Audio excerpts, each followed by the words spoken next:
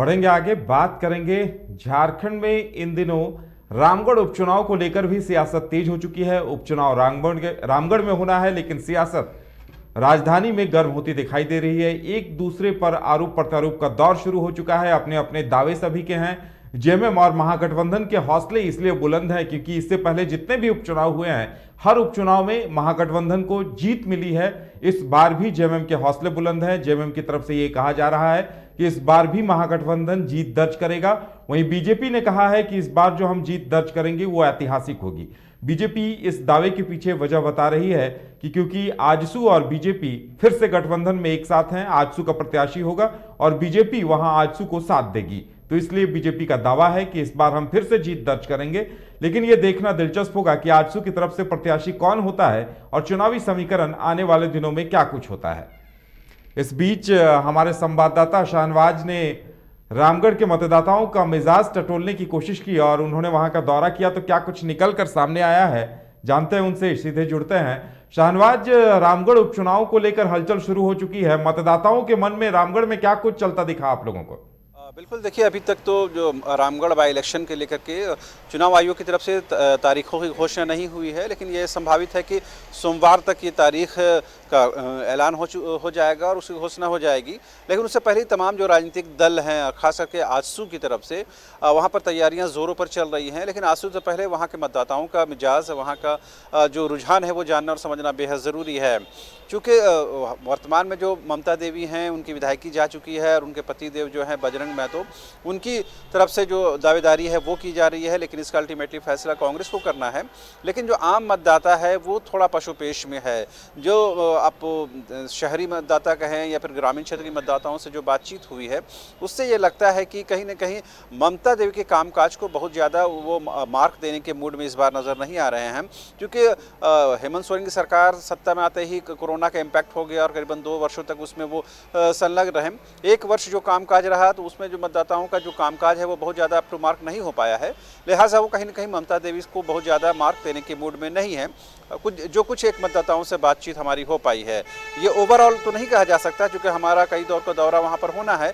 उस दौरान हम और मतदाताओं से बात करेंगे कि ओवरऑल वहाँ का क्या सिनेरियो बनेगा वो आने वाले दिनों में और स्पष्ट होगा। लेकिन आज तक जो स्थिति है वो हम बताने की कोशिश कर रहे हैं कि कहीं ना कहीं इस बार ये मतदाता जो हैं वो थोड़ा पशुपेश में है। वो देखेंगे कि किस तरह के जो उम्मीदवार हैं, क्या ममता देवी के पति जो हैं उनको टिकट दिया जाता है, इधर से क्या एनडीए मतलब एकजुट होकर चुनाव लड़ती है, यानी पिछले बार जिस तरह से एनडीए के तरफ से आजसू और बीजेपी जो अलग अलग चुनावी मैदान में थे जिसका खामियाजा दोनों ही पार्टियों को उठाना पड़ा और अल्टीमेटली कांग्रेस की ममता देवी की जीत होती है।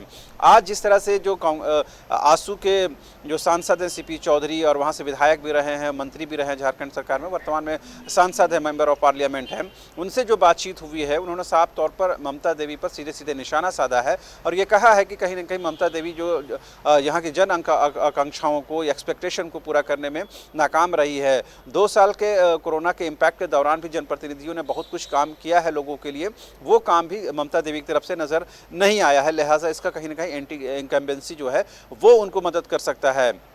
साथ उन्होंने ये कहा कि 15 सालों तक आजसू यहाँ से प्रतिनिधित्व किया है, लिहाजा उनका कोर वोटर है और चूंकि ये सभी को पता है कि वहाँ कौमी वोटों की संख्या है करीबन 80,000 प्लस है। लिहाजा ये कहीं ना कहीं लगता है कि आजसू उसे अपने तरफ मानता है और ये मानता है कि कहीं ना कहीं उसका जो रुझान है यानी कुर्मी वोटों का रुझान है सीधे तौर पर उनके तरफ है। हालांकि ममता देवी और उनके पति जो हैं बजरंग महतो वो भी खुद उसी समाज से आते हैं, लिहाजा उनका भी दावा उस समाज से है। लेकिन अगर बीजेपी का जो जनरल वोटर है वो और कौमी वोट अगर मिल जाएगा तो जाहिर सी बात है यूपीए के लिए बड़ी मुसीबत खड़ी हो सकती है। लेकिन अभी तक यूपीए की तरफ से किसी बिल्कुल, लेकिन इतना तय है कि मुकाबला काफी संघर्षपूर्ण और रोमांचक होगा क्योंकि महागठबंधन इससे पहले 4 उपचुनाव जीत चुका है। इस बात में कोई शक नहीं है, लेकिन इस चुनाव को बाकी बाई इलेक्शन से थोड़ा अलग करके देखने की इस नज़रिए से ज़रूरत है कि मांडर का जो रिजल्ट माफ़ करें जो रामगढ़ का जो रिजल्ट 2019 का रहा है वो सीधे सीधे एनडीए के बिखराव की वजह से कांग्रेस को फ़ायदा हुआ है, ऐसा एनडीए खेमे के तौर पर कहा जा रहा है। लेकिन अब जब चुनाव वहाँ पर होने जा रहे हैं तो ठीक 2024 के चुनाव से पहले होने जा रहे हैं। लिहाजा कहीं ना कहीं रामगढ़ की जनता का एक मिजाज और नब्ज़ टटोलने की कोशिश है कि ताकि ये समझा जा सके कि 2024 में जो मतदाताओं का रुझान किस तरफ से है और किस नज़रिए से वो लोग आगे बढ़ सकते हैं। क्योंकि 2024 में विधानसभा भी होना है और लोकसभा भी होना है, लिहाजा रामगढ़ उपचुनाव को कोई भी हल्के में लेने के मूड में नहीं है। यही वजह है, आप देखेंगे यूपीए खेमा हो या एनडीए खेमा हो, बिल्कुल बहुत ही बारीकी के साथ काम किए जा रहे हैं और मैदान में तो तमाम पार्टियों ने अपनी जो बिसात बिछानी शुरू कर दी है। और उसमें सबसे आगे जो हमें नज़र आ रहे हैं वो आसू की तरफ से जो है चंद्र प्रकाश चौधरी की फैमिली की तरफ से आगे काम किए जा रहे हैं, ऐसा अभी नज़र आ रहा है। क्योंकि ममता देवी खुद अब जेल में है, उनके पति बाहर हैं, वो परेशानी के दौर से गुजर रहे हैं, लिहाजा उसका नुकसान हो सकता है उनको। लेकिन पिछले दिनों जिस तरह से अविनाश पांडे जो कांग्रेस के प्रदेश प्रभारी हैं, उन्होंने उम्मीद जताई है कि ममता देवी जल्दी बेल पर बाहर आ जाएंगी और उनको ले जाकर के तमाम क्षेत्रों में घुमाया जाएगा और ये बताया जाएगा कि कांग्रेस की सरकार ने पिछले 3 वर्षों में क्या काम किया है। आपने बिल्कुल सही कहा है कि ये चुनाव बेहद दिलचस्प होने वाला है। चलिए शाहनवाज, हमारे साथ जुड़ने के लिए और तमाम जानकारी देने के लिए आपका बहुत बहुत धन्यवाद। तो रामगढ़ उपचुनाव को लेकर सियासत तेज हो चुकी है और 2024 से पहले सशक्ति परीक्षण के तौर पर देखा जा रहा है कि महागठबंधन और एनडीए में कौन किस पर हावी रहता है। देखने वाली बात यह होगी कि समीकरण क्या कुछ सामने आते हैं। फिलहाल हमारे साथ इतना ही, हमें दीजिए इजाजत और आप देखते रहिए न्यूज़ बाइस्कोप। नमस्कार।